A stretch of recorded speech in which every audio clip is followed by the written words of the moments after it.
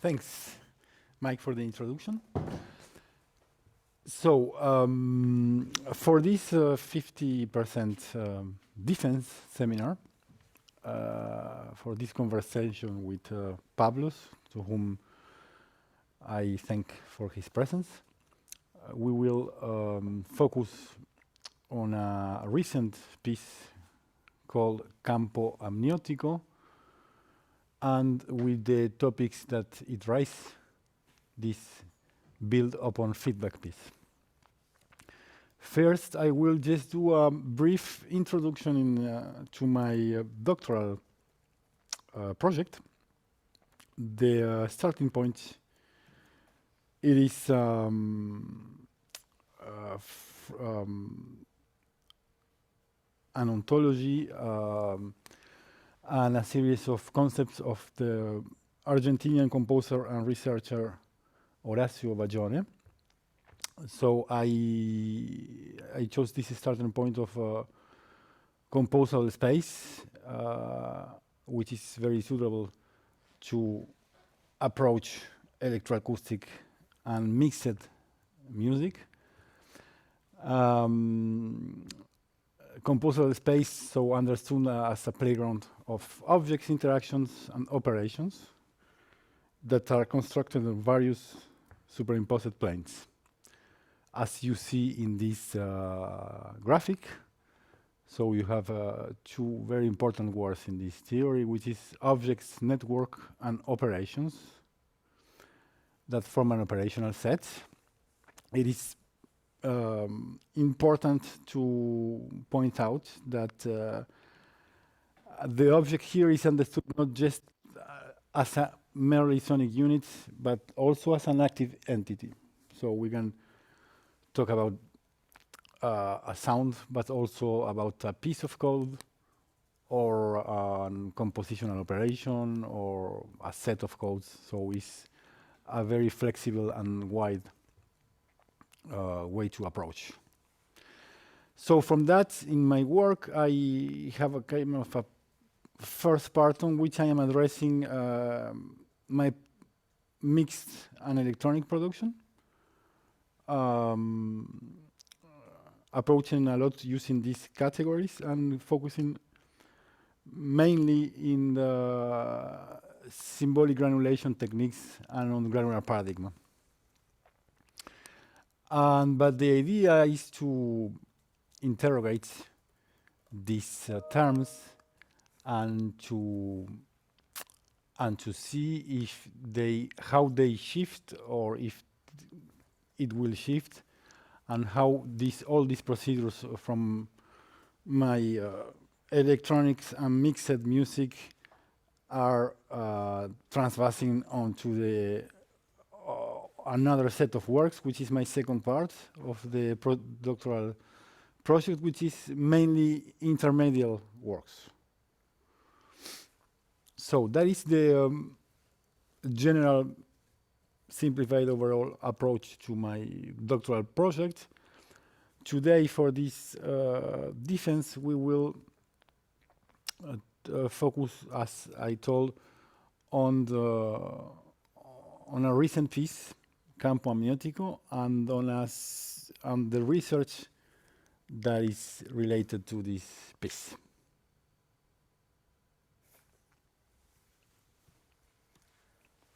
So, thank you very much, Fernando, for this brief introduction. Thanks very much to Mike Edward Edgerton for having invited me here. I feel like home. I was back here in 2019. I feel very honored to have to discuss with Fernando, who I have met in Strasbourg, in France, since 2016, if I'm not wrong. Yeah. And I had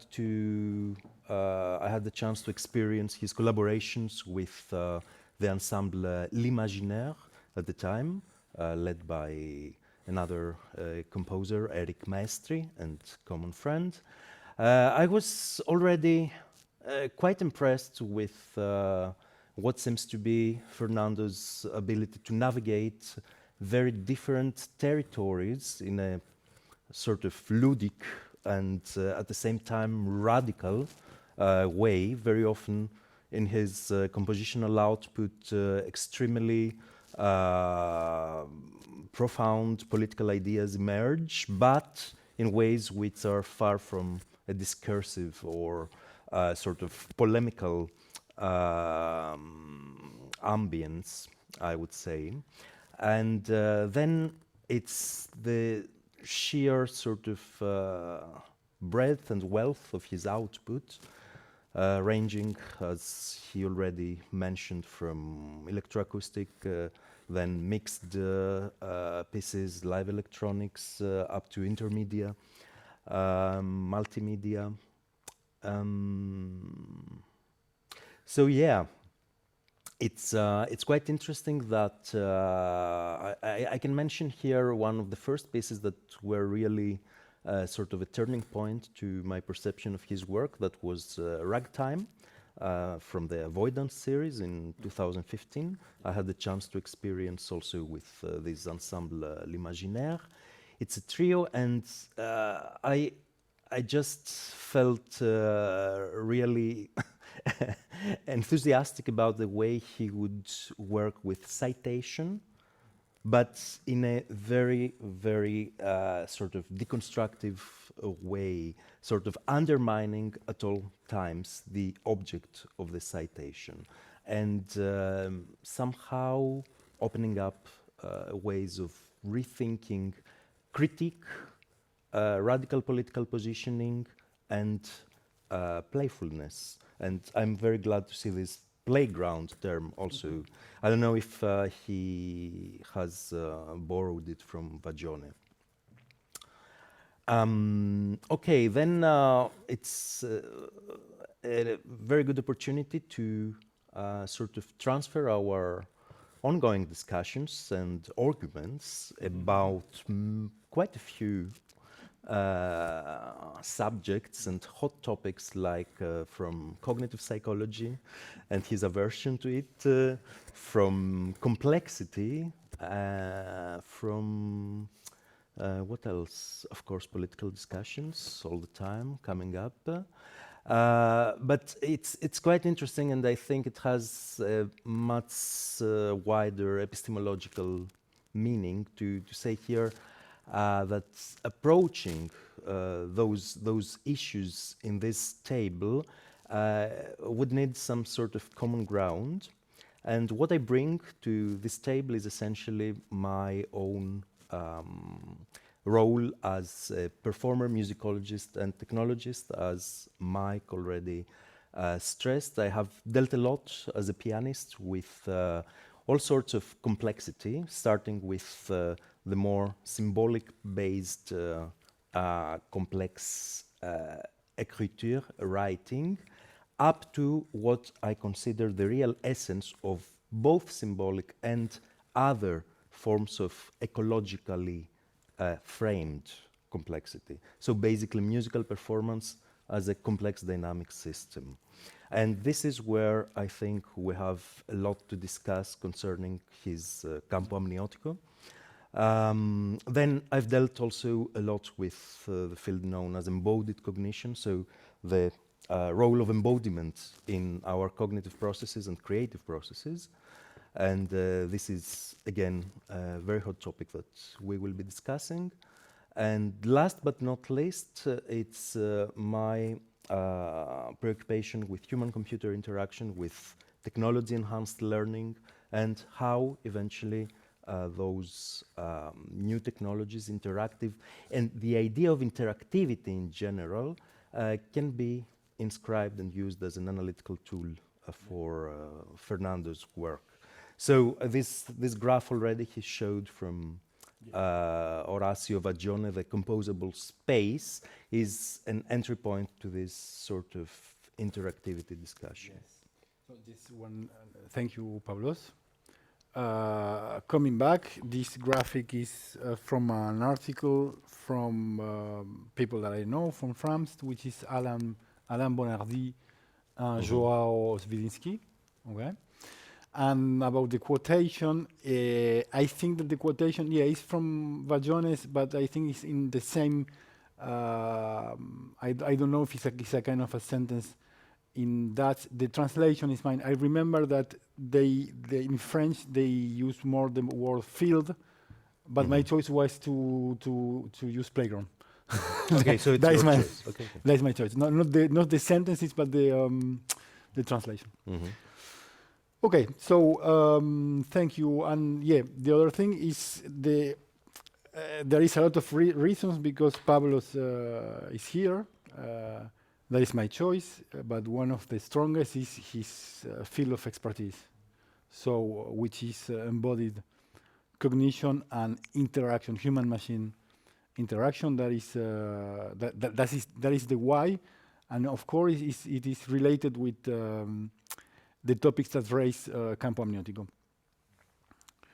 Okay, so of course the piece is mainly built upon feedback, audio feedback, which is also called Larsen effect because of his, not his discovery, but his first theorist, which is this Danish scientist Søren Absalon Larsen. Or feedback, as we know, is actually a loop between audio inputs and outputs, which could create this that we call positive feedback, which is when A is enhancing B and then B enhancing A, and in a chaotic and endless way, they start to multiply frequencies and the energy of these frequencies. And which arise also, and that is a very important topic, is for that is here, is that in any space that we are doing feedback, there will the frequency content, mainly the fundamental, is actually doubling the fundamental frequency of the room, of the place on which we are. That is very important for the things that will come after. As regarding his use, well, we know a lot how it's used in pop music, and mainly by guitar players, electric guitar players. I put just, I think my favorite ones, which is Hendrix and Robert Fripp. But of course, it's a vast field of people that are using it. And then in contemporary music, also there is a lot of people that use it. I am just quoting here 3 American composers that are Robert Ashley, of course, Alban Lucier, and Steve Reich, mainly his pendulum music, which is music for mics and speakers. We can also, I don't know, even Elian Radigue works a lot, of course, in non-real time, in different time, but I think that it was the main matter of his first works. Well, the list is long. I will just to point out some of the people who work with, and I'm not talking about a lot of people from improvisation who use it. So maybe we will just have also quickly the background of this piece. As you can see in the date, 2020 to 2022, that meant something. That it was a long compositional process on which we arrived to a final version, but it has the print of all this process on which every version was at the same time a piece and a prototype. Okay, and okay, I will just mainly say how I get to this particular piece. Campo Amniótico is a piece for 2 performers playing normally if cylindric instruments, woodwinds, but it could be any tube that we can change his length manually, okay? And the idea is that we put a microphone inside, an omnidirectional condenser microphone, and that there is a system that regulates feedback, okay? We will arrive. I am mentioning here some personal influence, direct influence in my work, and mainly my work related to feedback. One is Nicholas Collins, who works a lot with Alvin Lucier from several times, and who has developed his work. I think that the most part of his work is done with feedback. We can just talk about PSoup, which is already classic on feedback, a very nice piece. But he also approached feedback in different ways, also by mapping the room with the feedback and using the mapped frequencies for instrumental writing. Also, there is Agostino Di Scipio, which is very different to Nicholas Collins. His approach is linked to ecosystemic systems, so self-regulated systems. And then there is also an Argentinian composer who is my age and also a friend, which is Santiago Diaz Fischer, who use also very different feedback, more in a sort of instrumental way, if we can say it fastly. So Campo Amniótico is not the first work on which I use feedback. I used it before. I think that I'm using it since 2015 or something. Well, I used it before that for make electronics parts, but in performance, in live performance, I think there is 2016. At the time I had done a duo for percussion and saxophone, and on which I use a lot a system with pedals, compression, and mobile speakers.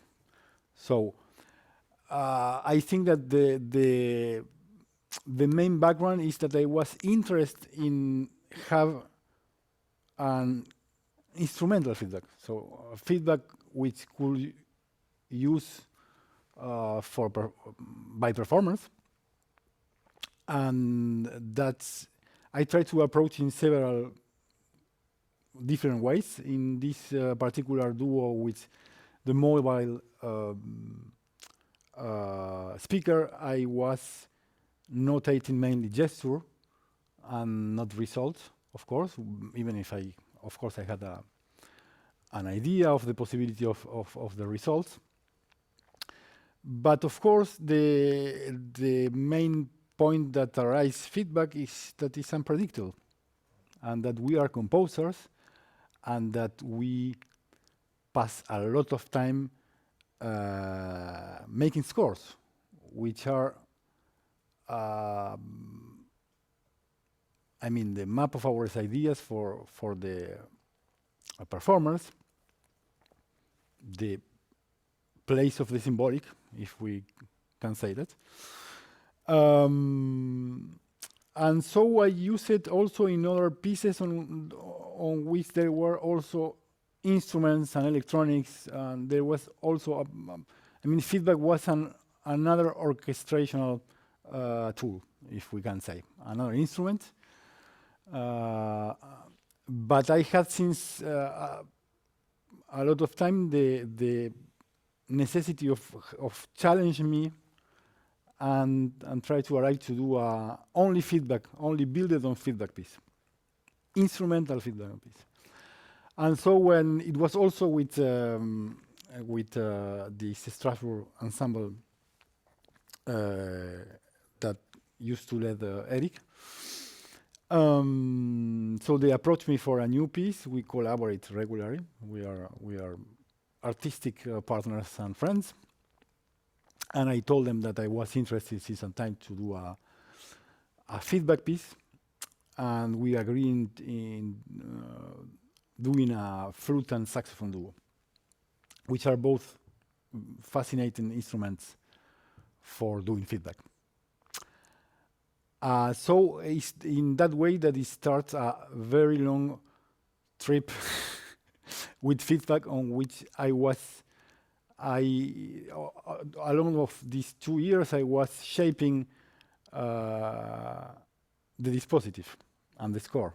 And it was also a new way of producing art, of art production. Because until now, the production regime on which I was, it was a kind of a standard contemporary music, on which of course there is interaction prior to the piece. But in this one, we can say that the process shifted a lot, and that I spend less time on my desk and more time testing, working, and using my body and the space, etc. Okay? So I will just do a little demonstration on how it works. The dispositive, you can see here just the technical sheet and the module in the patch who regulated this feedback. So we will open the max patch that regulated, and I hope that it will work. So here, as you can see, the module is is a sub patch, okay? Oh, shit, sorry.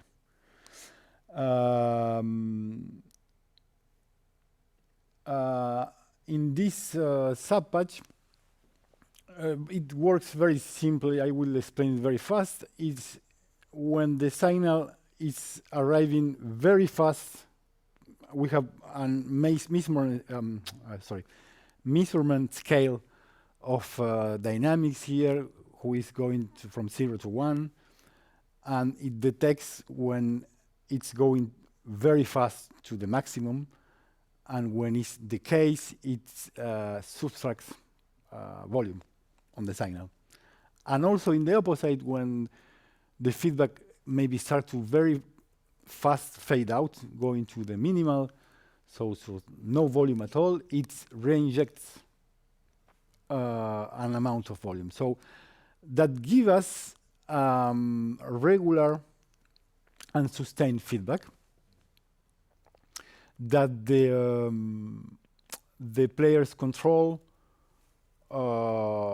dynamically with pedals. Okay? So we have a constant feedback which is controlled, the dynamic shapes and rhythm with volume pedals. Okay? And the length of the loops are the same? Of which loops?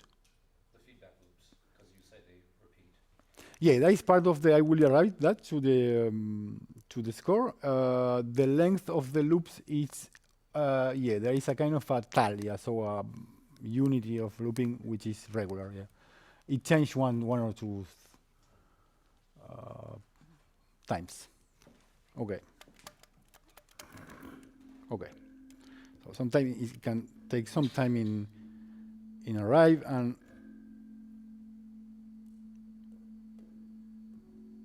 so as you can see, when we change the size, can you erase a little bit the sounds, the notes? Thank you. Thank you. When you change the length of the tube, you change the frequency, not always. And it's not, of course, it's not predictable. That's the idea. And of course, there is a lot of different parameters that are influencing. A lot. My direction, how I move my body, humidity, the quantity of people in the room, well, etc., etc. But the idea is that we have an instrument that on which maybe we can say this bad word, his affordances are a little bit changed right now, because yeah, because we are not blowing on the instrument, we are just using our hands. Okay? So I ask, as you can say, when it starts to work regularly, you have a kind of a harmonic position sometimes. Okay? But the question is that when you have a position and you think that this position will be steady and stable, well, no, it can change. It can change during time. Of course, it could be also that there is regular and recurrent frequencies, because there is the frequency of the room, main frequency of the room on which we are playing. Okay. But there is also other stuff, which is ring modulation.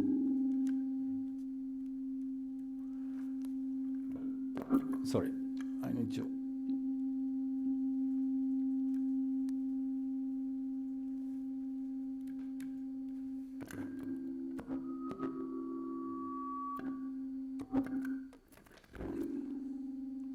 Here.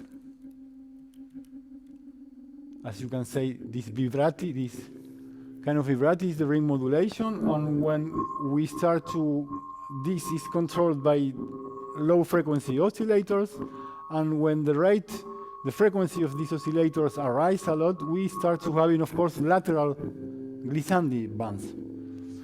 That is in the central part of the work.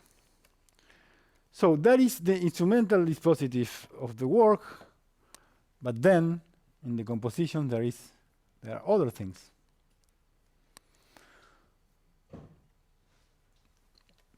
There are also there is the feedback, there is the ring modulation, but there is also two synthetic voices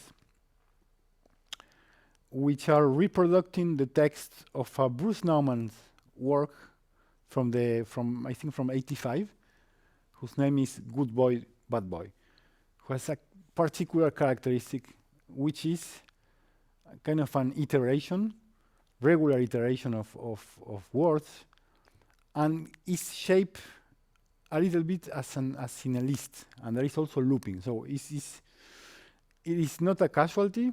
Of course, I love that. I love this text, but of course, this kind of iterative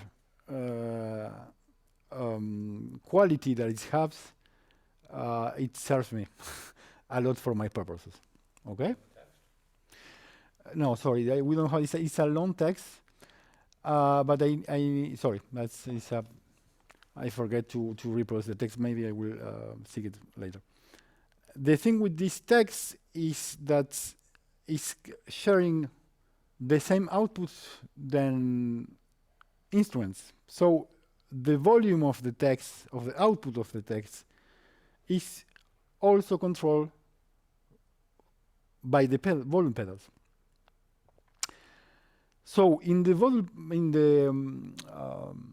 volume pedals, there is, of course, a switch, a potentiometer that allows you to have a minimal sound. So when you are in the lowest position, you can have silence, or you can have a little bit of sound. In this piece, I left a minimal, an audible minimal. So we have a kind of sustained tone all the time. And the thing that I'm writing is dynamic envelopes, actually. So the actions for the pedals on which they are arising the volume and making emerge the feedback as his volume. And if it's the case, the chunk of the speech that is at this particular time.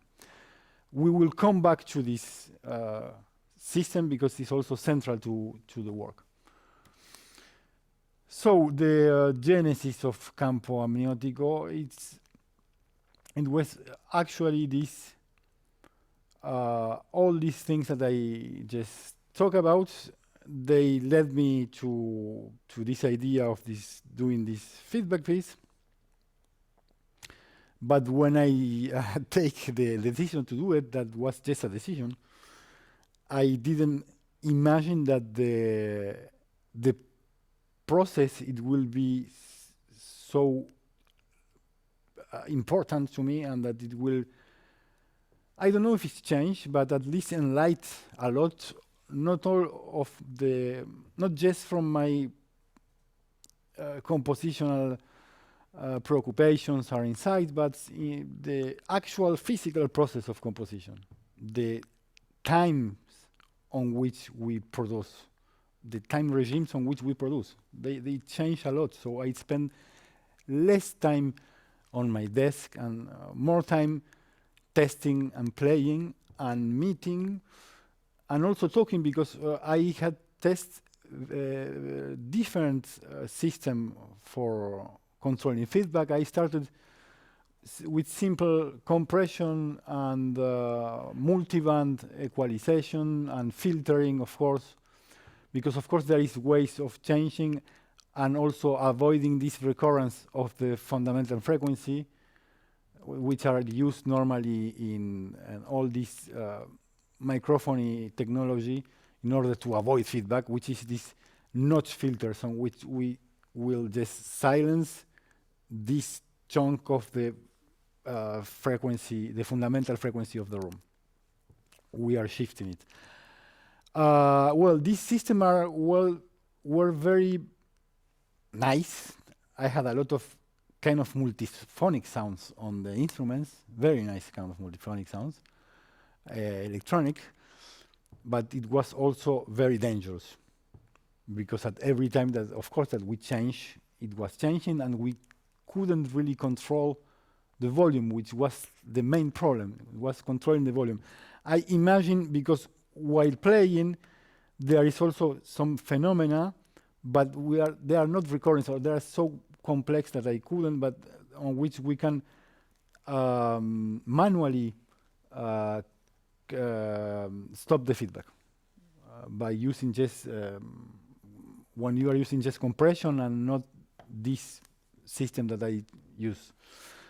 So it becomes very complex and very chaotic.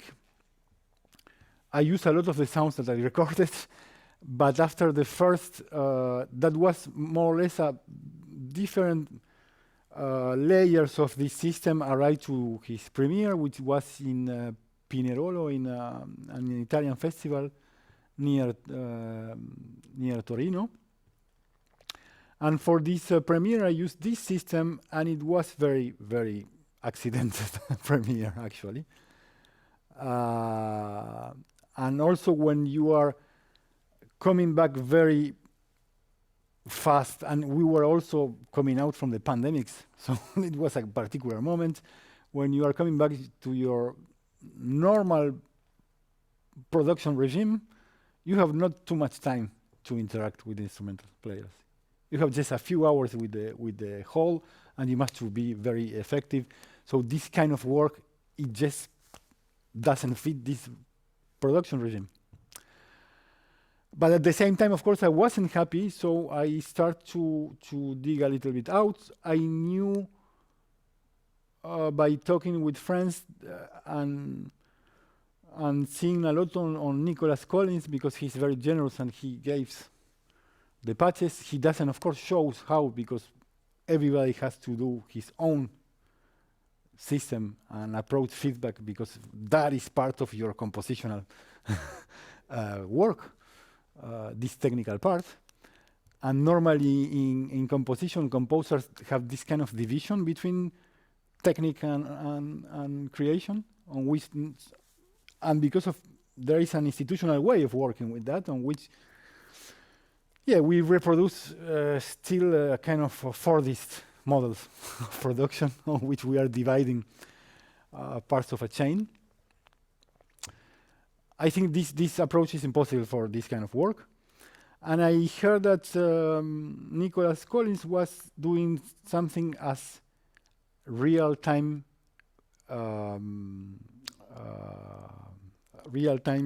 envelope shifting, which sounds very good. So when the envelope is going very fast, you reverse the envelope, and so he re-injected.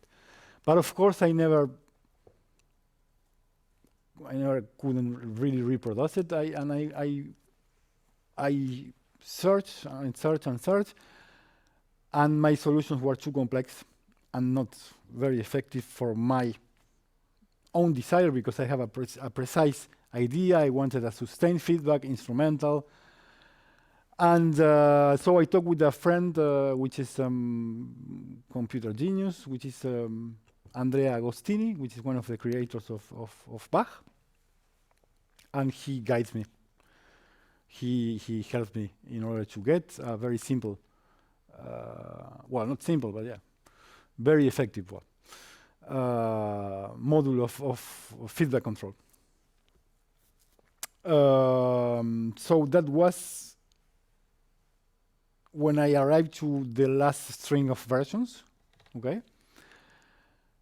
And when we play it, we will address that.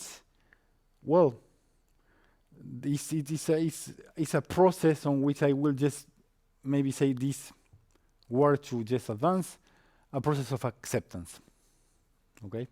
Because we are seeking a lot to reproduce these multiphonic kind sounds, very beautiful sounds. We seek beauty of the sounds because we are musicians and we are raised like that. But it doesn't work like that. Sometimes there is just a plain sinus, idiotic, that we are saying, what I can do with this sound as a composer. I don't have a lot of chances of ways the writing there.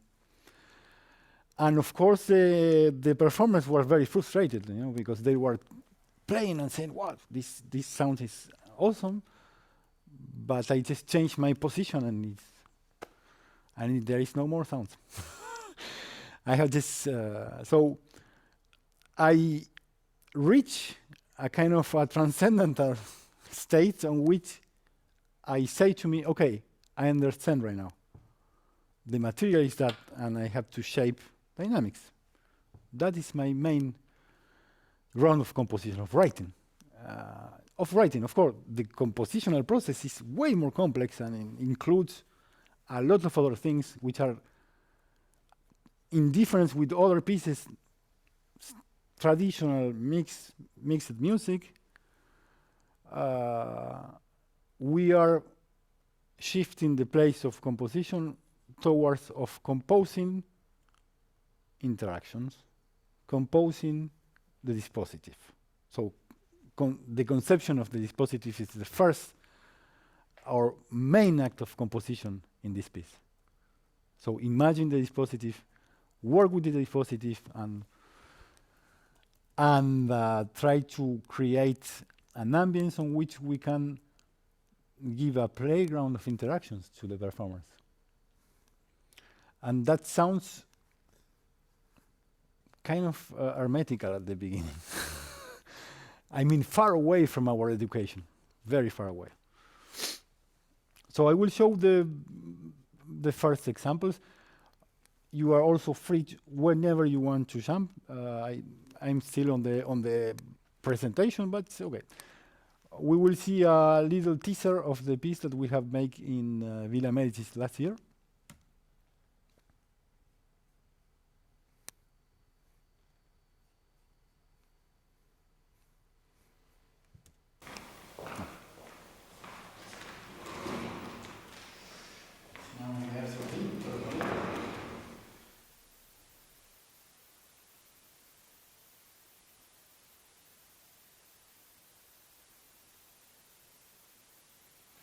Me pregunto si así se ve bien, y si se ve bien así le dejamos.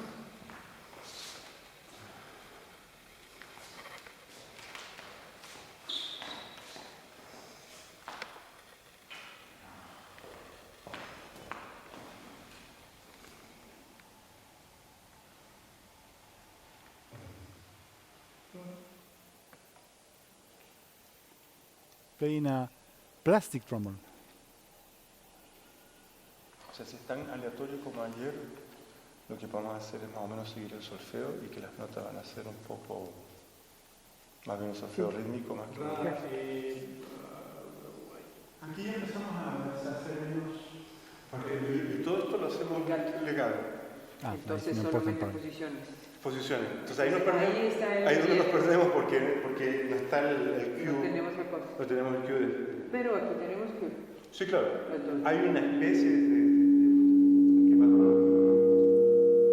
This time was a nice sound.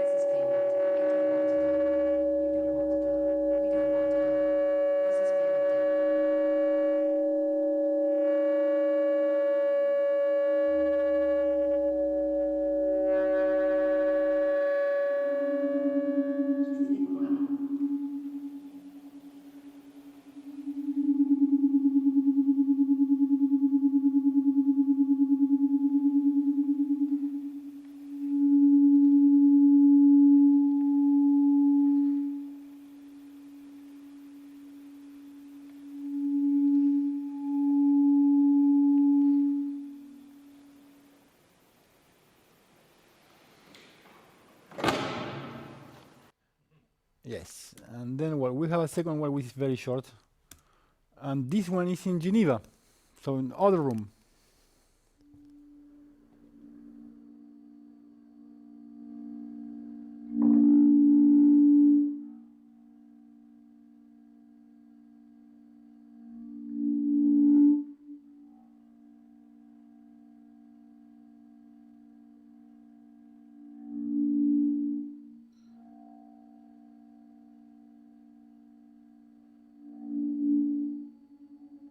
We were good boys.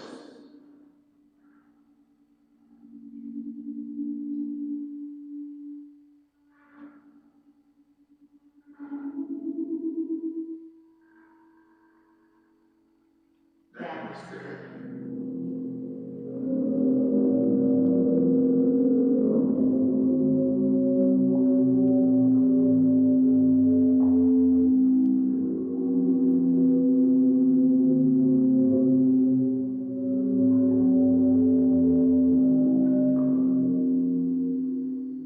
We don't want to die.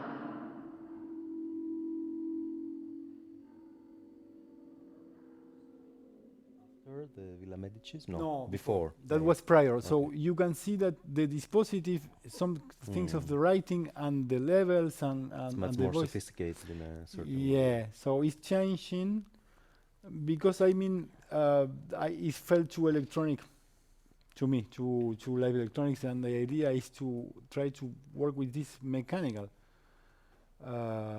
acoustic feedback. So, our conversation with Horace. So I already mentioned all these topics. Mm-hmm. So that is the title. We are composing with a chaotic and unpredictable matter. So where is the writing there? I'm talking from the composer point of view.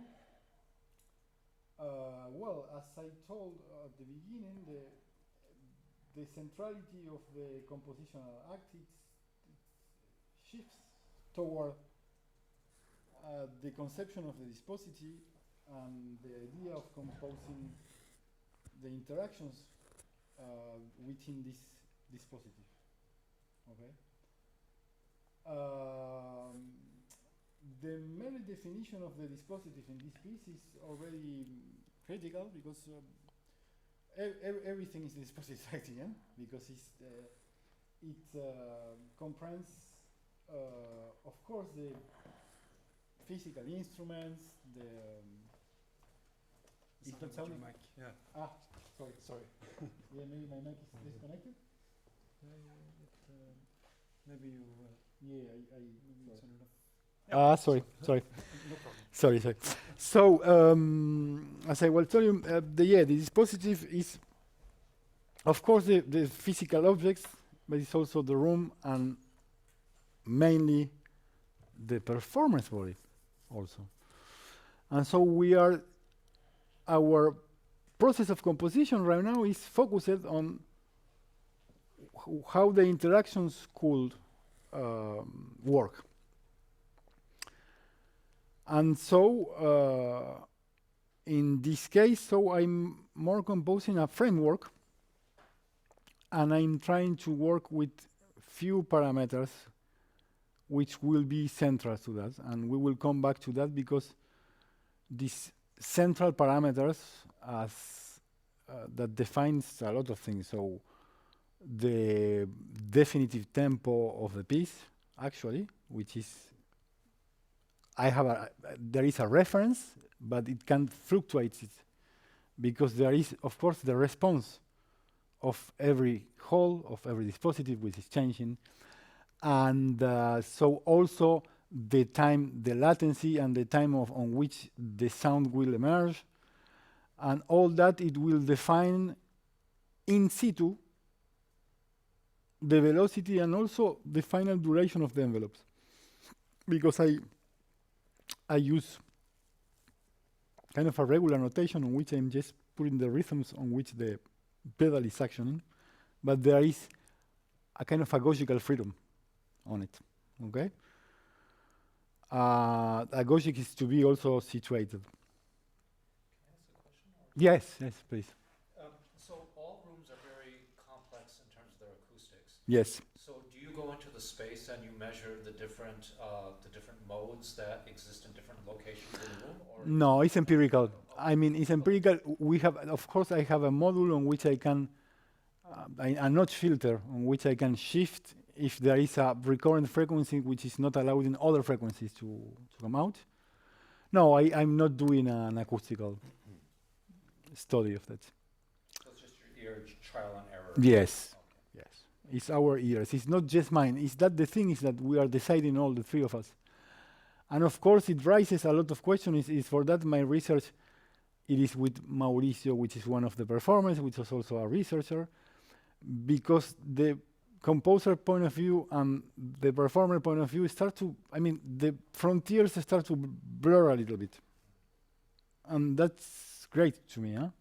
I really like it because we are involved in defining points, and I leave the performers take decisions. And my ideal, I mean, the thing which is a work in progress is maybe the thing of working with feedback, merely with feedback. Right now I will wait a little bit because it was very tiring, this process of 2 years of working with feedback. And when you are rehearsing with feedback, it's very tiring. We had to do, of course, pauses because it's physically it's very improving. It's very improving to our bodies. And I don't want that music becomes a way of torture in a way. So we are shaping that, and I have kind of an ideal, which is just an ideal, but in the ideal maybe there is no score, or the score is not like that, or the score is also to be situated in real time at the place, and maybe there is the dispositive, the device, and instructions. I don't know. Maybe. It arises also the question of the work sameness. Because of course, the Fifth Symphony of Beethoven could be played in this place or in this place for a professional orchestra, or it will change, but there will be a threshold on which we recognize that is Beethoven Fifth Symphony. Of course, there is difference, but in this piece, there is a lot of things that change a lot from one to another version. So it arises this question, and why I say that it was an acceptance process.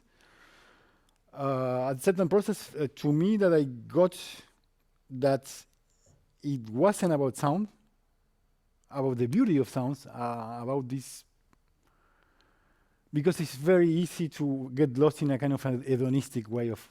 It's so nice when you are trying and you see all this complexity in a place. But that wasn't the idea of an artistic work. It is a little painful process, but it's a process. And it's this acceptance because we must to deal with frustration. And you feel as a performer there. I was changing also sometimes the rate of the frequency of the LFO. I'm not a performer. I'm a third performer behind scenes, if you want, but I had the same sensations. But the difference that I got these sensations prior to them, because I have another premiere with all these sensations. So I knew that in a way it was hard, because we are, of course, sometimes you have just two signals. There is the same, and it sounds like 2 minutes of these sounds. It wasn't easy in the beginning, so it was also a path of deconstruct my own history in a way, and to arise. All right. I think we got a pretty vivid idea of your compositional process and some of the results. We had the pleasure to have you share with us. I would like to mostly underline some dialectical tensions, which you mostly mentioned, but I find them quite interesting for further work. The first is this economy of labor sort of thing, which we have to say it's nothing new because, for example, the School of Experimentation in the West Coast of the United States and pioneers of electronic music used to always have a more DIY approach and aesthetics as opposed to the distinction of roles at European institutions like IRCAM, for example, where you have the composer and the technician. So, but I find it quite interesting the way you frame it, like the way you want to go back to primordial sort of basics, the backbones of composition. I liked very much the amount of time you took to explore the instrument in front of us. It was quite clear to me that you were enjoying what you were doing, maybe even a bit more than necessary for this presentation. But this is, again, an indication that the playground sort of experimentation, I would say,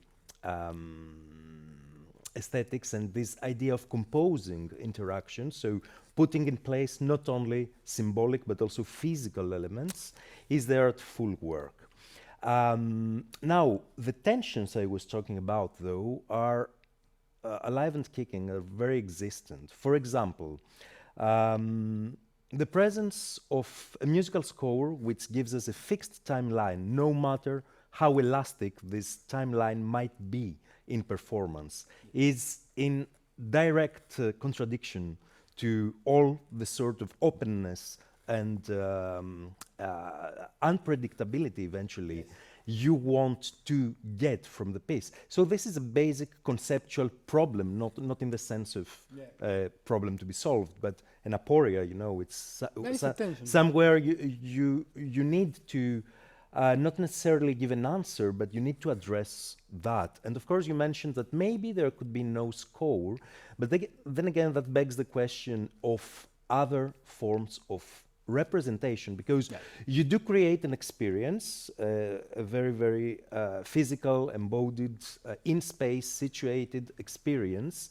You do have certain unpredictable effects. I'm not sure I would agree with saying that I don't know if it's the same anymore, because actually you do have many elements which remain the same, like the musical score, the instruments remain the same.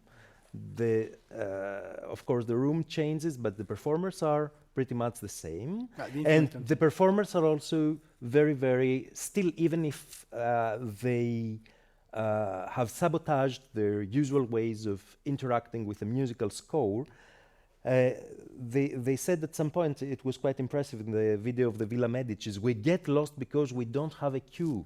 And I like that a lot, because, you know, it's like bringing all the baggage from a classical music performer back to a situation which you have strived to make really an alien sort of animal. So there, you do have lots of elements which are fixed eventually. And that begs the question, then another point about that is the adaptive system you have created to keep the feedback constant.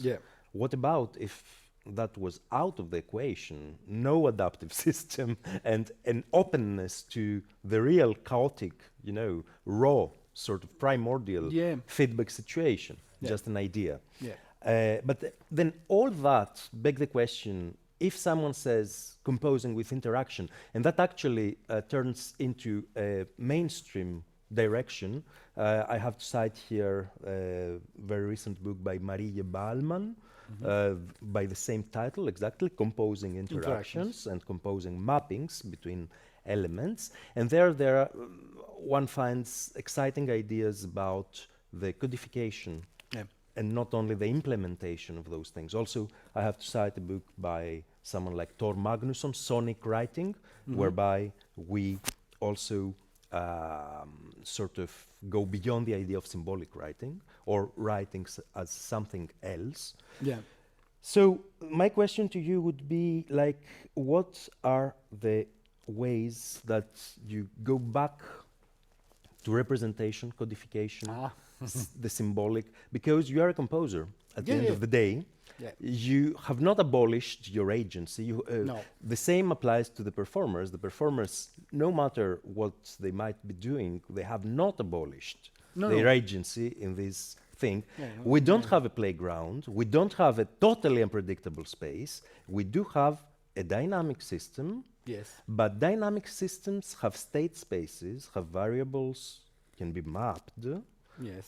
to certain, degrees of Of course. scrutiny and detail. And I want to see, because at the moment you're still really at the playground phase, but what would be the next step in this, in what I conceive as a work in progress, in really, Yeah. going to the direction of representing, of recomposing, composing not on paper maybe, you use other media, I don't know what, but I use paper. but sort of making the interaction concrete, making the unpredictable not predictable but palpable somehow. Yeah, well, That's yeah. my first Okay. question. Okay, so regarding this question, I just wrote composing with the unpredictable. I'm not representing the unpredictable. So I'm dealing with the unpredictable. That doesn't mean that I wanted to give to the audience that. And other thing, Campo Amniótico is one possible answer to this, all this field of problematics that raise working with this unpredictable material. I had, of course, test other solutions. When I say other solution, is not having the regular feedback and just use it more like in a traditional way as an electric guitar. So just noting the passage between on which the microphone and the speaker will occur. Kind of tablature, you mean, or? Yeah, or notation of gestures. I mean, it could be symbolized, it could be conceptualized, so that it just verbalized with a set of instructions, of course. You tell him there is this contradiction that I must to address. I am a composer, as a researcher, a contradiction you address it in order to resolve it. As a composer, a contradiction could be a fertile playground, and maybe you don't want to resolve that. You want just, as a composer, a contradiction could be a fertile field. So when you have things that you are telling you one thing, but maybe the reality is other, and in this gap, there is things that occur. I saw this question. Yeah, but there is an epistemic content in that which is important, and I think this is like, out of this contradiction we can learn something about, you can learn something more about composition, the compositional process. We as researchers, as an audience, as performers, potentially, we can learn more about these chaotic effects, this scenario, and we can formalize them in certain ways, and that's what I mean, that you need to address it. I don't mean that you need to, that you can go further than that, and you can... No, it's the idea is for that, I say the work in progress is me working with feedback or with unpredictable material. Not this piece, and of course I will come back. I need some time. As I told you, it was very exhausting process, this one. The thing that you mentioned is the comeback to the symbolic, the comeback to the paper, to the... No, but how it was. Could be symbolic, it could be a flow diagram of interactions or a state space like in chaos theory, but it could be something completely different that you would need. I would say it's the comeback to representation. To representation, okay, thanks. Yeah. Can I ask a question on that point? Because I'm wondering about the notion of having a goal in an unpredictable intent. Is that contradiction? No, I mean, as I told, I'm composing with the unpredictable. It's not the goal, the unpredictable, but yeah. And the thing that he points out, as you are pointing out, of create a timeline. Yeah, there's the timeline.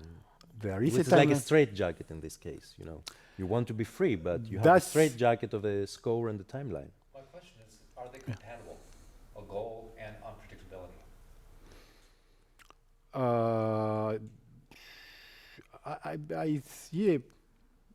I don't think so. I mean, we are dealing even with not. It's not. You are not playing with feedback. We are dealing. I mean, reality is unpredictable in a lot of ways. It's more the question that he arises. I think that's how we are. How we are.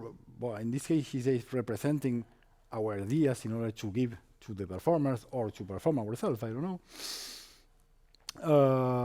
Yeah, of course. It's for that I say there is a process, and I will not maybe use the word free or being free. I don't know the meaning on the context, but of course that I see that there is this. I saw this contradiction, and I saw.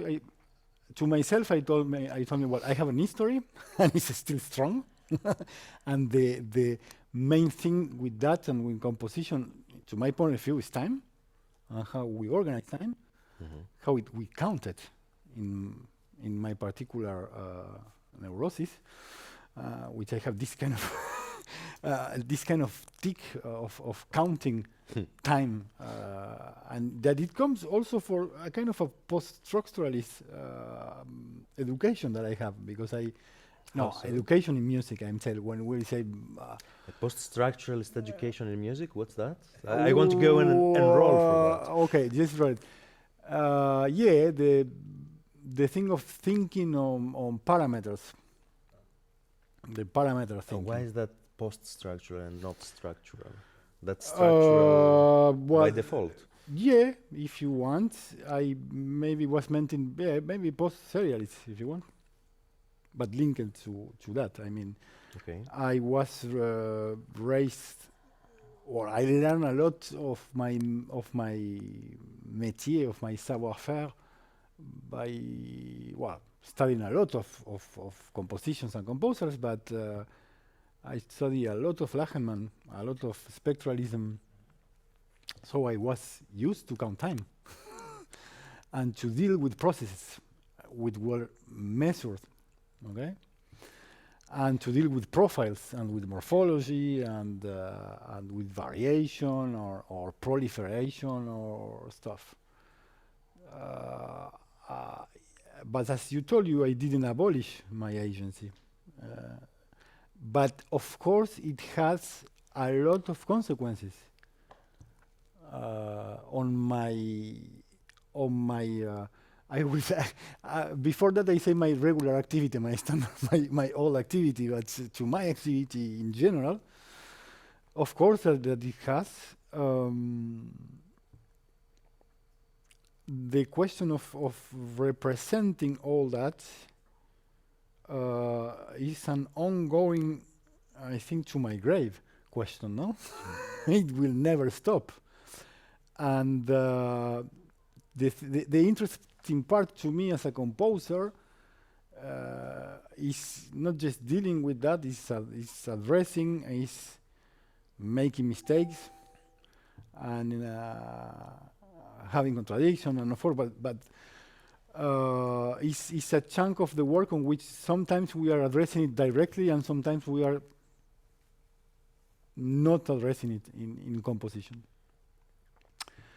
But the comeback from this piece was very hard. The piece that you heard in France that I premiered in September was the first non-transmedial, non-prototypical as a prototypal piece. It was not a video, it was not a electronic piece. I mean, the first mixed piece was with video, but with instruments and electronics, it took me almost a year or 9 months to do 50 minutes. When the year prior to that, my production 15, you mean, not 50? 15, yeah, 15, sorry. Yeah, 9 minutes. It would have been quite fast, actually. No, yeah.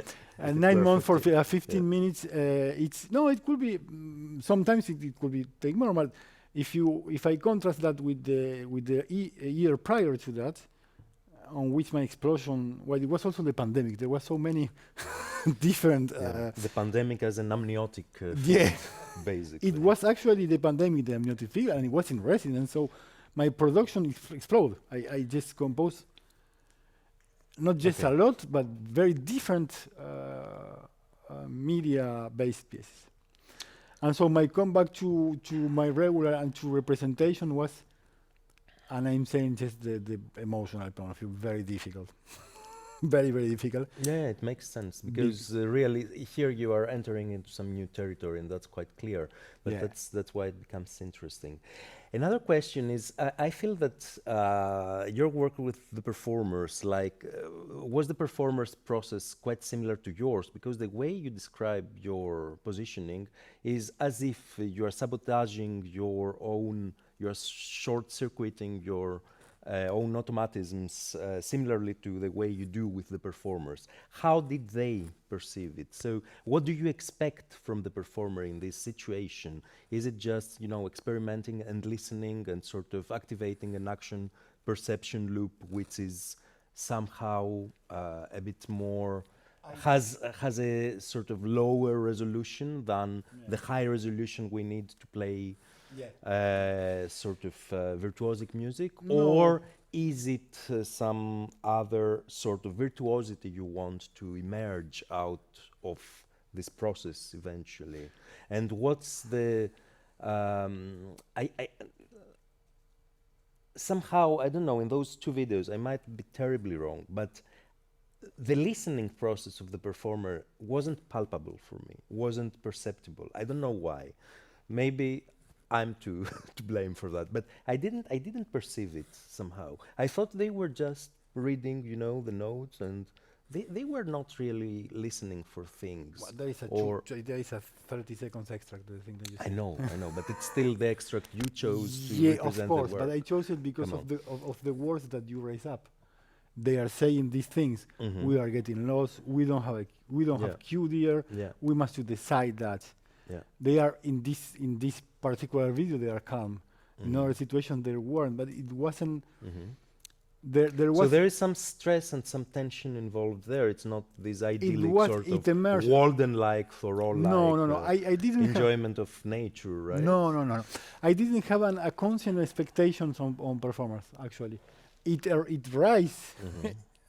Uh, Because it was was the unconscious. question what you want from the performer. Actually, Of course. because you put the performers in a very weird situation here. As a performer, I feel it would have been quite uncomfortable for me actually to have to follow a score like that, which is no It's matter how very- simple, you know, and coordinate with another person and have these intersubjective Yeah, dynamics, and it's- at the same time have course. this sort of, oh, now we forget about everything, and you know, we I start focus- never say that we forget about everything. Yeah. The thing that I'm saying is that in the process, all these questions arise, and of course, there was difference on how we live between composer and performer, but I wasn't thinking I'm a composer.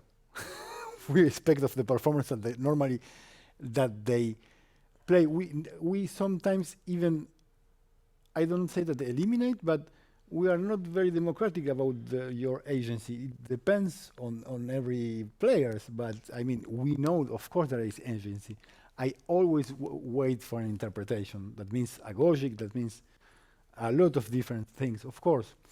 But when I'm writing, when I'm composing, it's not that I am thinking about how the performance will feel, or you think practically in this case, no? No. I don't think only No, practically. the composer. No, Okay, composer. let me help you a bit more Yeah. with that. I'm thinking more like ontologically, really. Like, do you want the performer to be lost in the woods and to be part of No. or to be part of the ensemble of physical elements and technological elements that make it a piece? Yes. Because you said you compose the interactions and you have this agent there, but this agent obviously has much less Agency. room for Yeah. Essentially. Yeah. so- Yes. So they become sort of objectified, right, in a certain way. I mean, what's the interpretation you accept? No, You expect from? yeah. I mean, there is. It could be extendable to a lot of things, saying that the performer could be objectivized. In this case, I had the conscience that it was a path, and it has a kind of a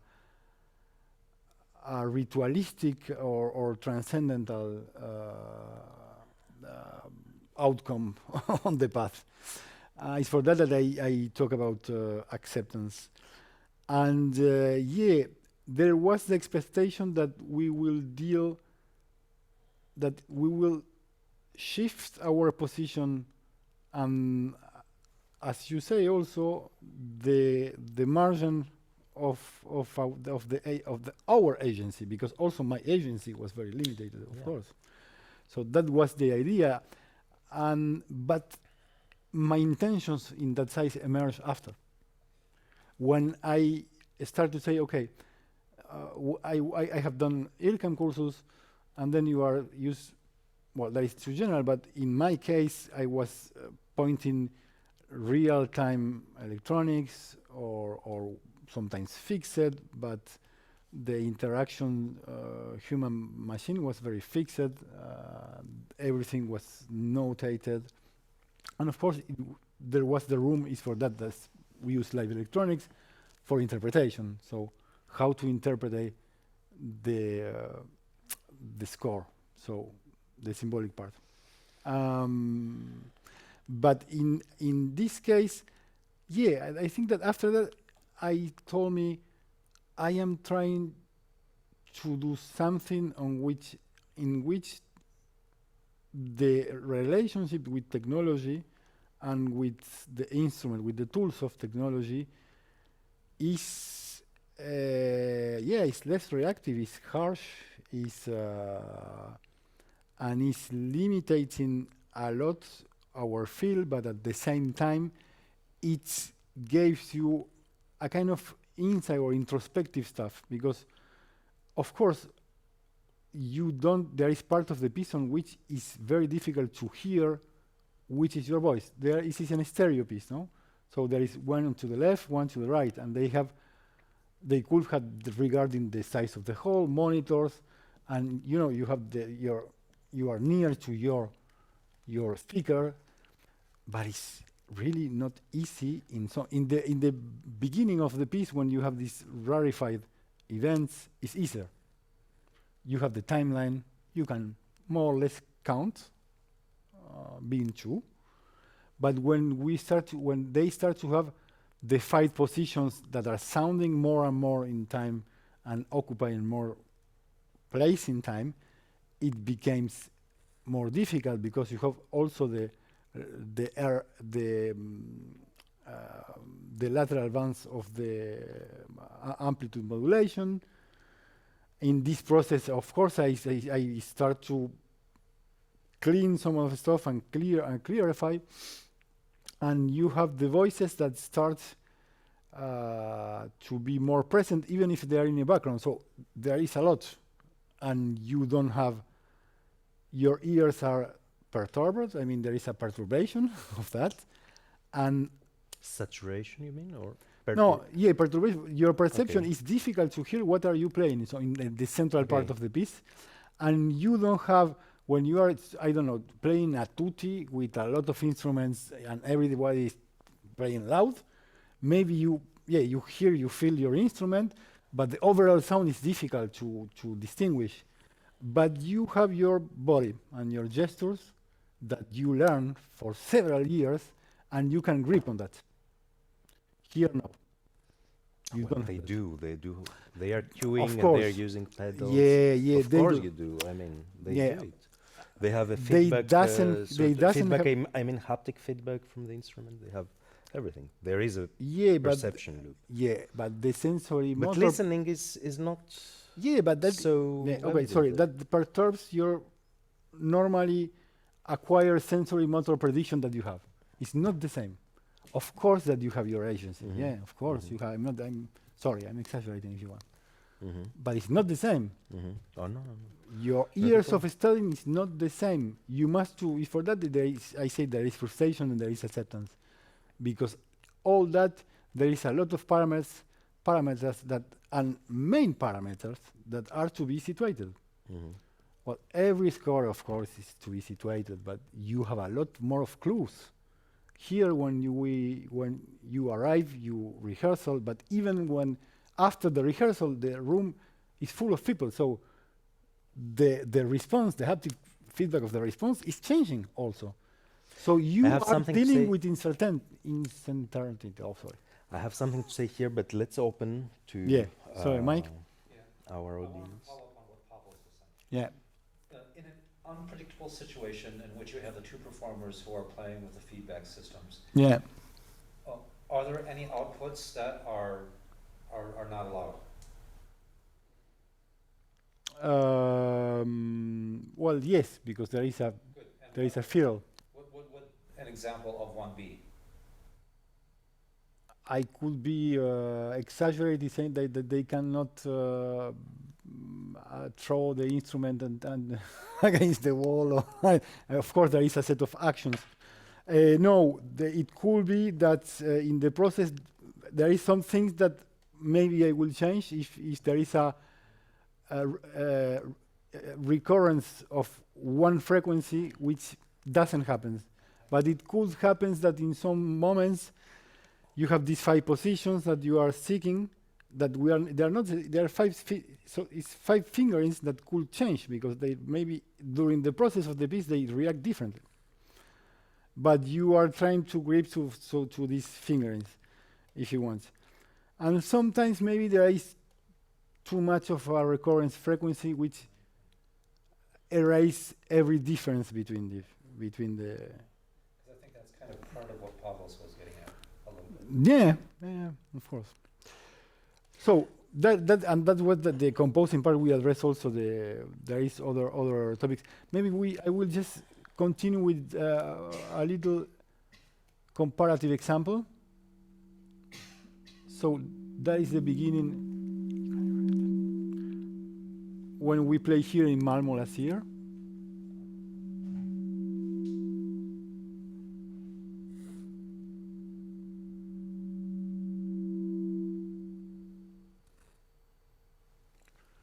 And that is the same part in Geneva and a concert just after this one. Mhm.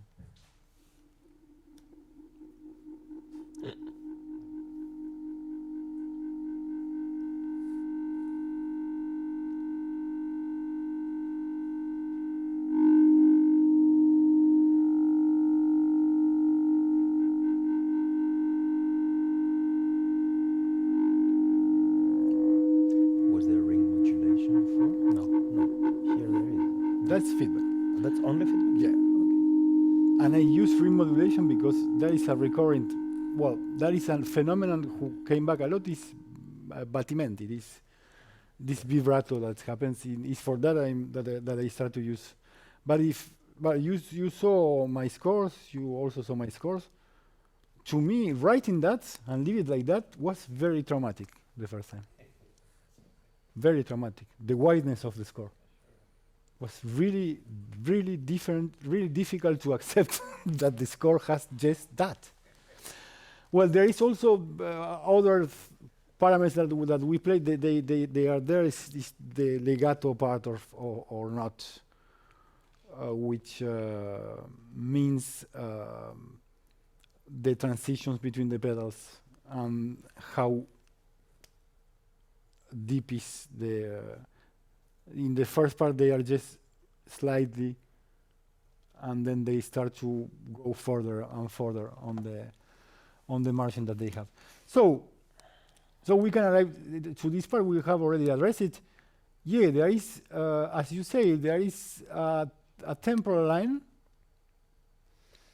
How is the limit? How is the limit of setting that? Because if you are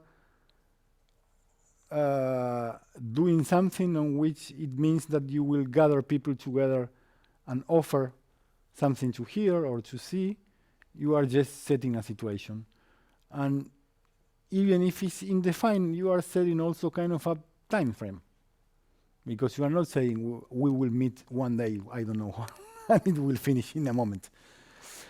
But there is, of course, a frame of time, and this time, and you pointed out, and I told you that is, yeah, maybe a reminiscence of my It's part of the path, no? But it's not only the frame, it's that you organize this time, right? There is a Of form to the course. piece, Of if I'm course. not wrong. And Of course, of maybe you course. could talk about the development of this form, because I don't remember if you have addressed that. Huh? No, yeah, there is a form. The form was even an excuse. Given that for a composer it's a strong word, use the term form, and in mine in particular, because I am one of my main concerns is time scales, and exploring different time scales, and that is the reason of that I'm working with Horacio's. Yeah, because of the granular paradigm, because I am addressing micro scales of time with electronics and meso and macro scale times. So how does that translate in this case? Well, in What's this what's case, the there is macro, no, what's the no, there meso, is what's no, the- no, there is no micro. Well, there is always micro because there is electronic, but it's not addressed, it's not controlled. The thing is, there is two different time regimes, if we can say, because we have this chronometric straight jacket time. Well, both are, if you want, in some point, which is the time of voices, because of the recording of the voices is a fixed recording and fixed. Yeah, but but they control it with the pedals. Yeah, but the voices are coming out from in the same channel. Then, so every performer control his own voice. So it's two different files, and so the voices have this temporality. And in the first parts, we will hear it really in a foreground when they are coincident with the feedback part. But as I told you, the tempo of the feedback part and the duration of the envelopes could change. So sometimes in some parts you hear a sentence or a part, or sometimes nothing in the first part, or you hear it very in the background. And sometimes, but in the middle part on which there is a lot of activity, so there is no more halt. So there is a middle part. There is So a middle there part, is of a course. There is a central. Macro. There Okay. is a sort of. So you have organized time. I had organized time, of course. Okay. Just Of course. making sure. I never say that I no organizing. You put some words in my mouth that No, I no, never no, say. no, not at all. I'm trying to I understand. never say that there was a free time. No. I am saying that there is a ritualistic and yeah, it's kind of an initiation rite, right? In sometimes, but you have this chronometric time because the voices are ineluctable with the, and there is the situated time of feedback. All right. Okay. It's so interesting that we are way. What's the time frame here? What's the time Since frame? We're talking about time frames. Yeah, there is a time frame. And Well, I had different, comparative examples on how it works in ones and in other. Maybe. Well, I think that we already addressed also all that. That is because the idea of the research upon this piece is having these different point of views of all this painful process sometimes between us. Since we're talking about time frames, sorry to interrupt, it's 2:30 now, Yeah. and usually these things go for 2 hours. So we can do as you wish, but if people want to ask questions, Yeah. maybe we could open that up for now, and then we just take it until people are tired. 'Cause Yeah, we're going to even finish already. Absolutely. Yeah. So, Should I maybe start and then I can see that there are 3 people or at least 2 extra people in the Zoom, maybe if they want to. Do you have some way for them to communicate their yeah, they feedback they or can communicate. I think in the chat, of the Zoom. So if somebody have a question, you can just write it down in the chat, and we will address it. And then maybe in the interim, while they're typing, I Oh, can yeah. hop in. Yes, please. So thank you. It's been an interesting discussion, and it's lovely to hear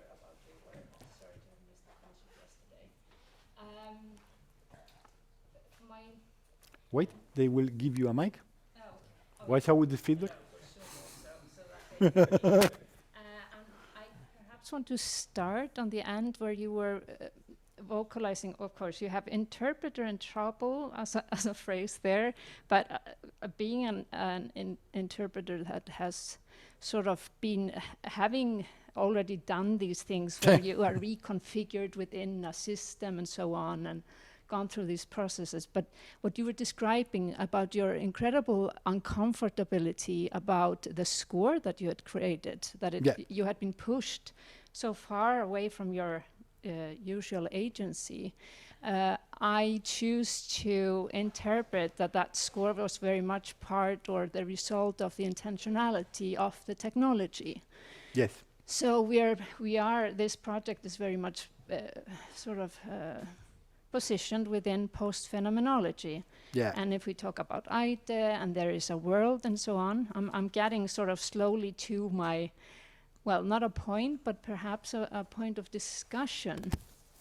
And that goes back to the first slide and what Pavlos brought up through bringing up Marx and the word of playground. Yeah. And I could assume that you will keep getting this question even at your 75 and towards the end of it. Yeah. But seeing that this is not composing a space, it's not a closed space. There are so many dangers of becoming a puppeteer. So what are you planning to do within your research, not merely, reciting processes? How are you wanting to analyze this further and perhaps bring that with you into the next phase and also letting the voice of the others? And I keep hearing actually, I don't know if that's coming from an analysis with the performers, but I'm hearing statements that I as a performer actually do question whether they're right. Like there was a heated moment where you were saying, no, there are all these dynamics of embodiment and body states, hexes, so on, and our cognition. So, okay, I've brought in the whole gallery here. I'm throwing it in there. But you so Charlotte, you so very right. I mean, because the research project regarding this piece is a shared research project that I have with Mauricio Carrasco, the performer that you see, the guitar player who is also researcher. Yeah, it's not giving the place, is that mine as assist of the performers that are playing it, there is and there I am like a fish in the water, and you never you forget that you are in the water. I was raised in a system on which, yes, you have this division of roles between performer and composer. I was educated like that.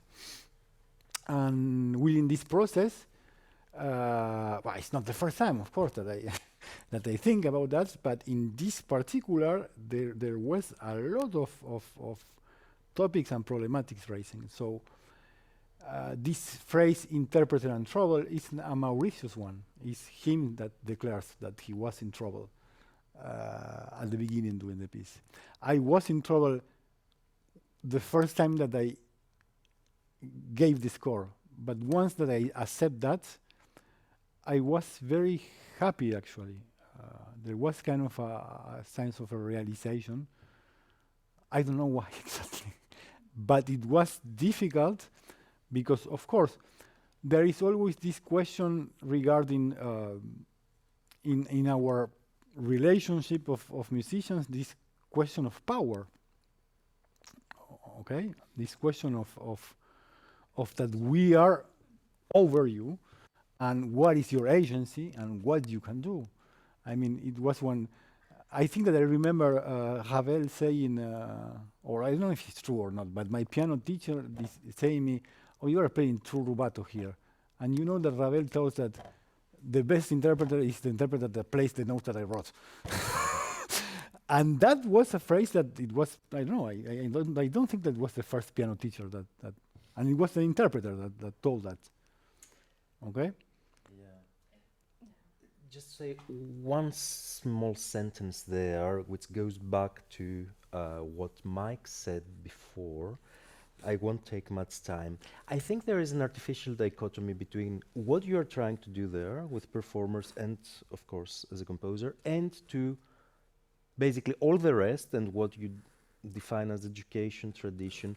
I think that those are very hot topics for any sort of complex music, complex not in a sense of written complex, but complex as a complex dynamic system. Every music making, to my mind, and I have worked a lot to show that, is a complex dynamic system that has to be addressed in those terms. So in that sense, this piece has nothing different to any other in this very, very ecologically informed, let's say, sense. And but you had a question, and I think it might be relevant to the sort of. I think it was your reply that was sort of prompting me to think about the results that we already have, for example, within artistic research. That is, of course, I know that you're describing like the gatekeeping system, which we are doing this within, you know, and finding our ways. I find it interesting that your colleague uses the word interpreter. I never use that word personally. That is also a political stand. I don't interpret, I collaborate, and we've already had the results showing the poesis on the performer side in these sort of collaborative relationships. But I still want to drag it back to it, and I'm actually, I think it's an interesting point of discussion. We do play, but and it's stemming back to a discussion that was taking place a couple of years back, actually in Ghent at the Orpheus Institute, where there were heated discussion about, can we actually use the word playfulness? And there, hence, I'm thinking about the word playground. Is it viable, actually, in our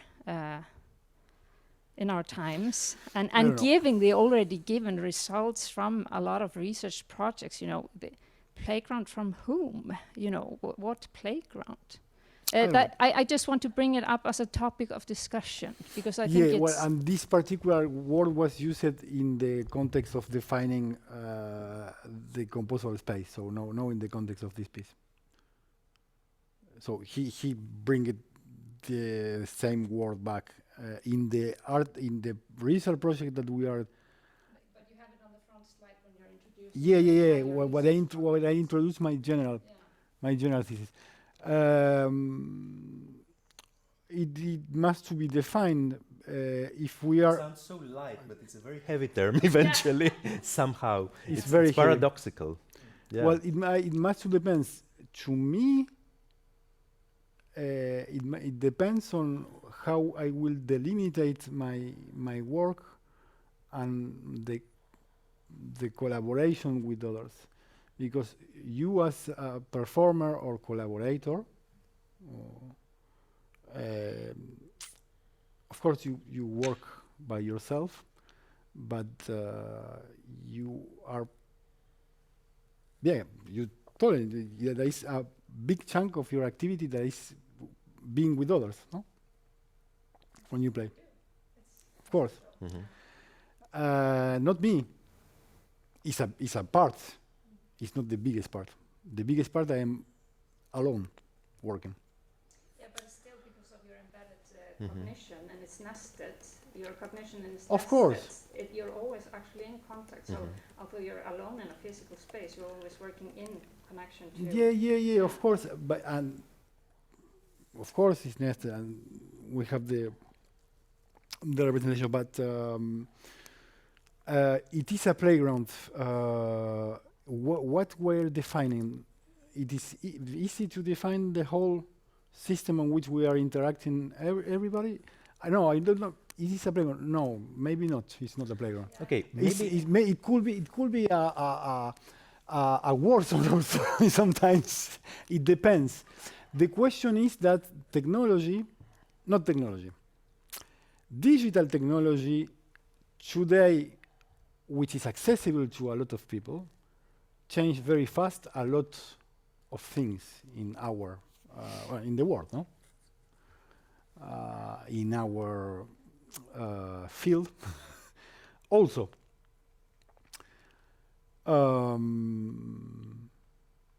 Sorry, I got lost. No problem. I like very much. So this is the No, feedback. because This is the Larsen effect No. in our. No, because sorry, so I got it again. No. There is a lot of in this one of is the relationship that we have between collaborators, within performers and composers, which it was always critical, no? I guess, but some things wasn't spoken a lot time ago, or wasn't theorized. I don't know. Huh? I don't know, but it wasn't the same. It's a huge field of research. Actually, the hierarchical relationships or not between composers and performers. But I liked very much where it was going through the notion of play and what is play and what is game. And there are a few references I want to make and to give you, a way out of that. For example, a very nice reference I have for the play, for the notion of play, is from Bateson. And he describes a very famous example, which I've read in Brian Mastumi, the philosopher What Animals Teach Us About Politics. Yeah. And he describes the difference between two animals playing and how that differs from actually fighting. So they imitate fighting by nipping their necks not as hard, so it's an imitation, it's a meta-commentary, it's a sort of metacognition, actually. It's metacognitive action, the play. So it's getting ready to really fight, but through something which is the testing phase. So this is a way to define play, actually, which is very... So would you say that you're testing the waters, you are exploring in order to go to something which will be the real fight?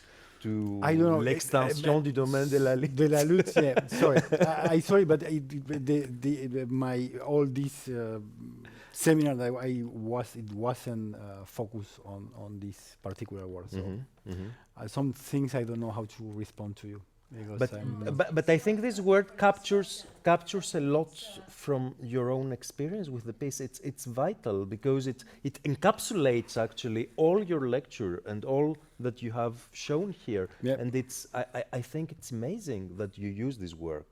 And this word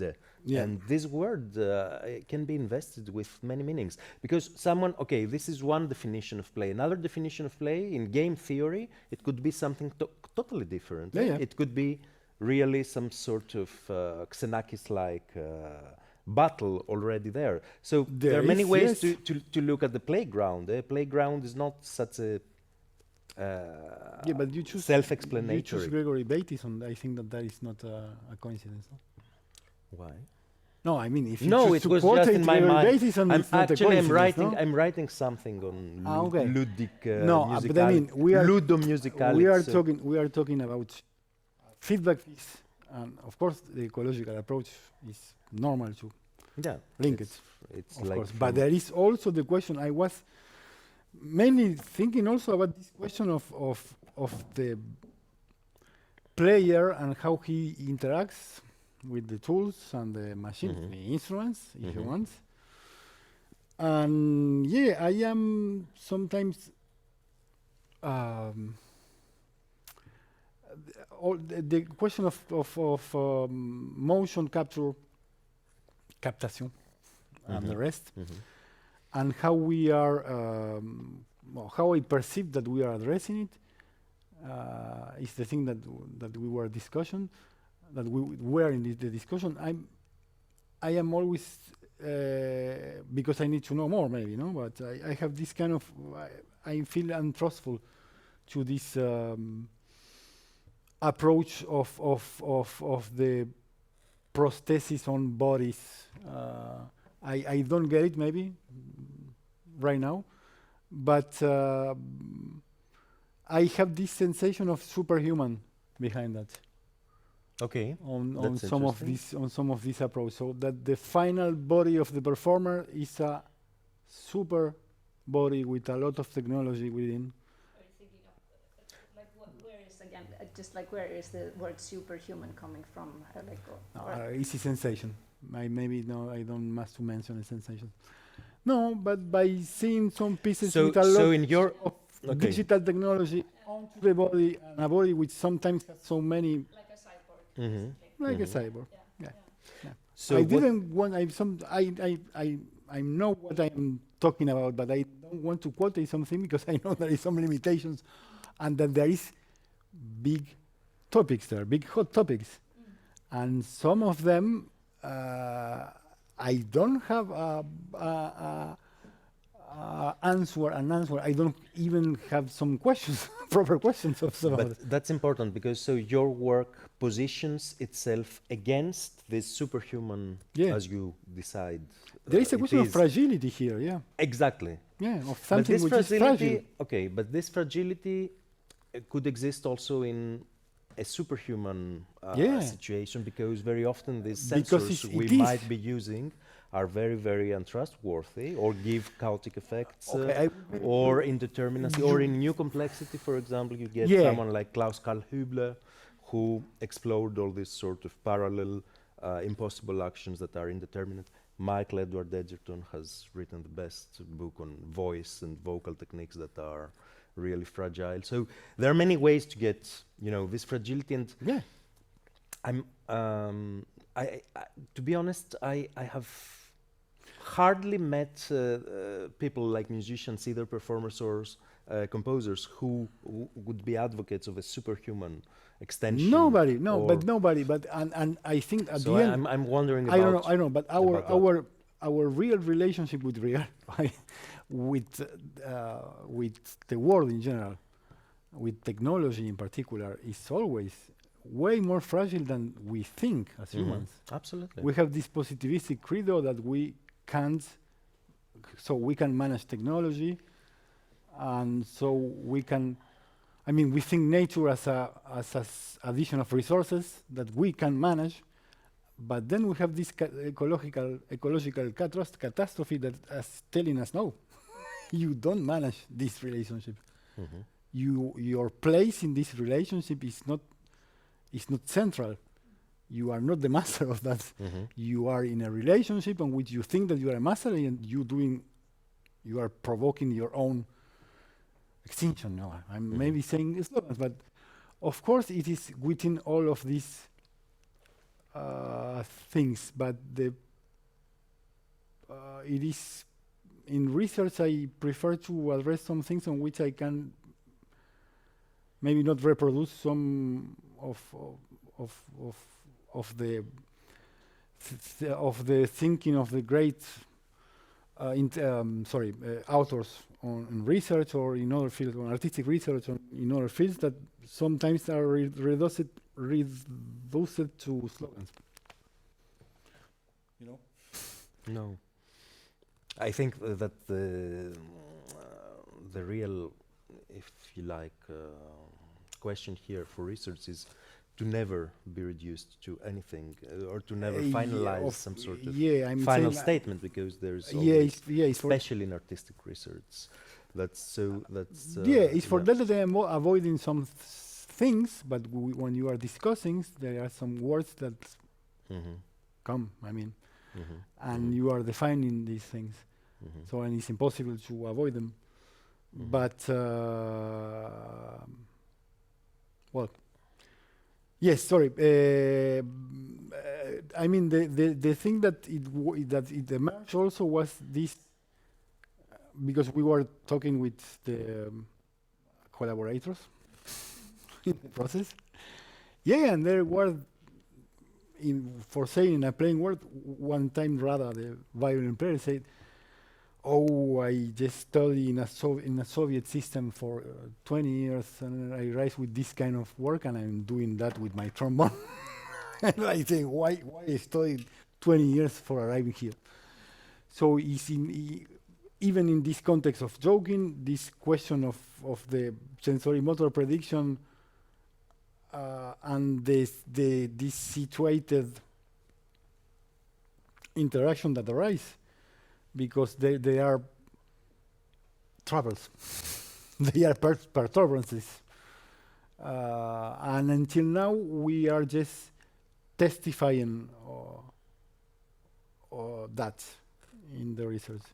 We are trying to seek approaches and methodologies. Well, one of the methodologies of it could be auto theory or autoethnography, because we are giving this testimony of this particular process on this particular piece, which of course refers as things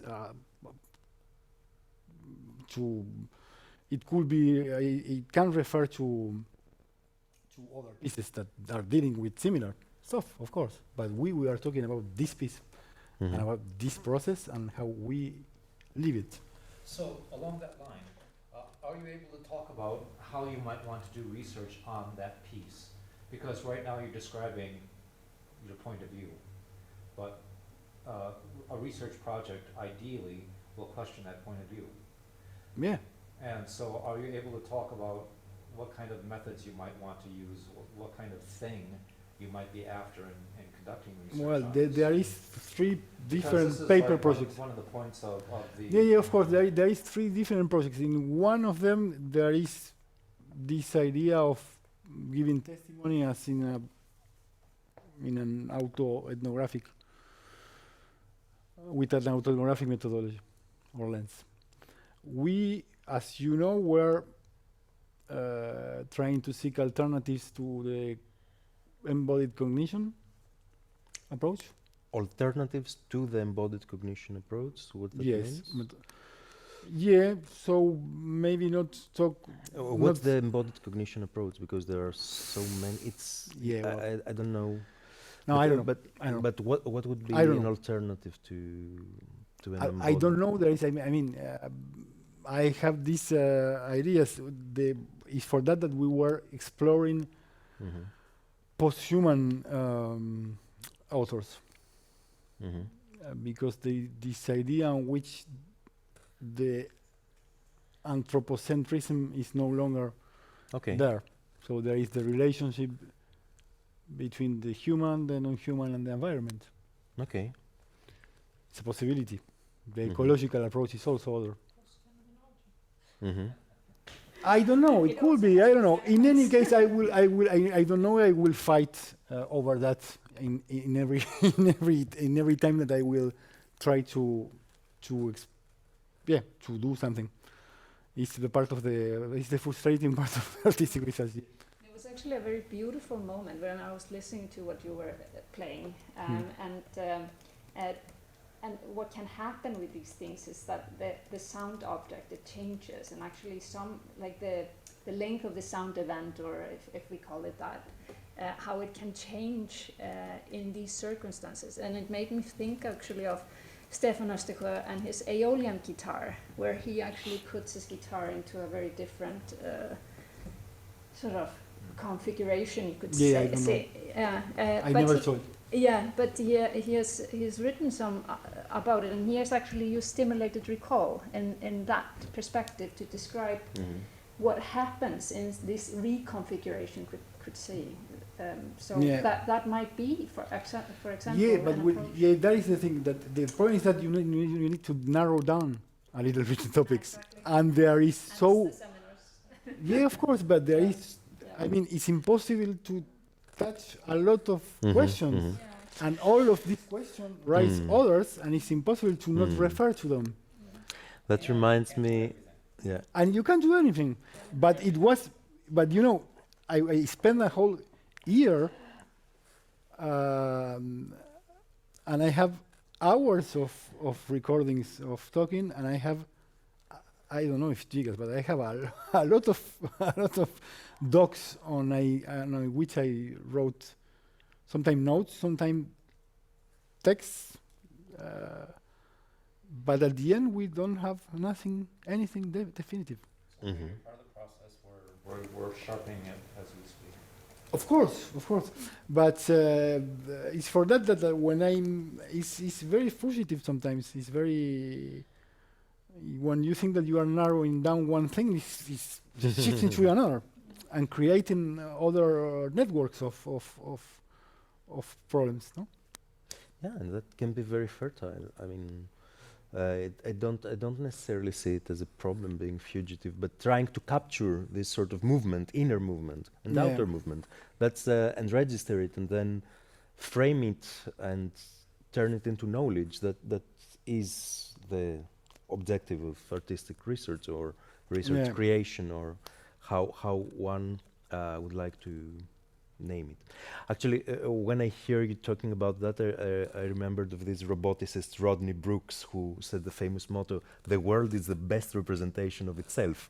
Eventually, you know, you have a thing there, you have which somehow evades at this point, really evades even, you know, some sort of description or modeling, or and that in itself is not a problem.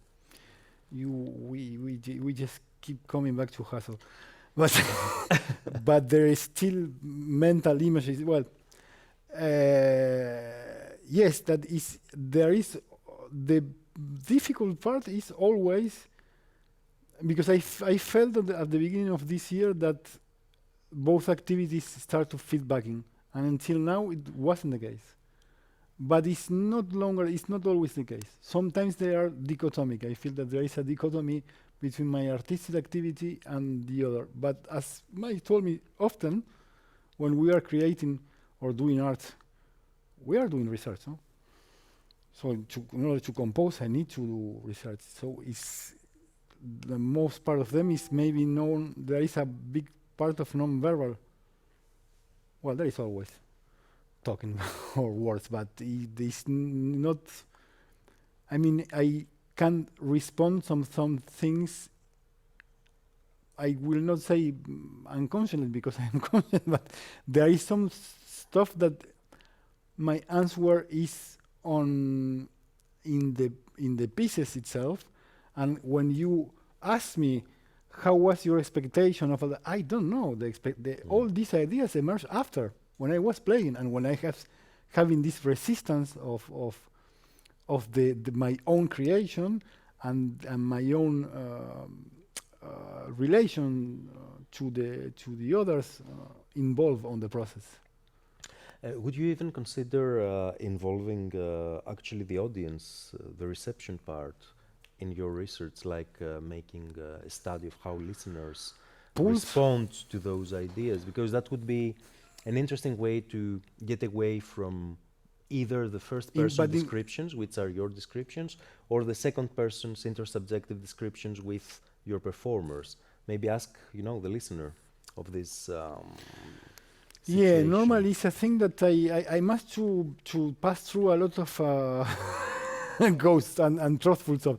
Normally, no. These are things that Kent and I will continue to refine with him, because there's also the thing of doing measurements. So the surveys are one approach. It's not a thing that is very sexy to me, making surveys. It's not really, but are we perhaps sort of starting to go into, because usually there is a continued discussion afterwards, and I can just see that it's 3 o'clock, so I can feel that it's starting to go into that. Yeah, let's call it maybe with the last example, so we can finish with music and no words.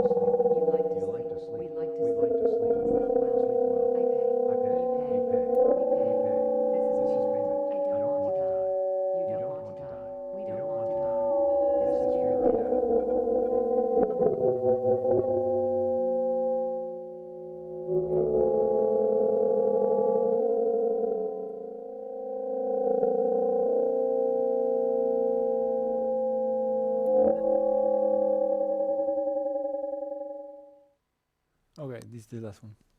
So that was From this one is two, yeah. that was the very The next. east, yeah.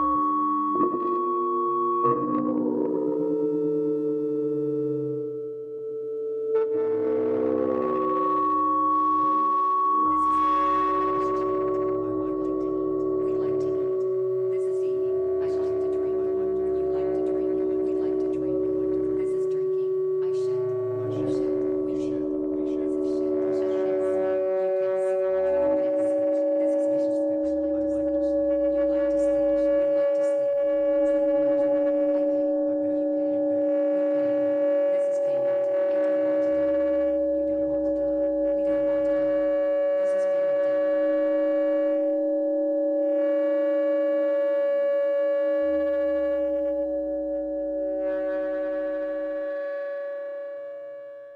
Okay, thank you. One instrument is much louder than the other. In this mix, in no, this mix.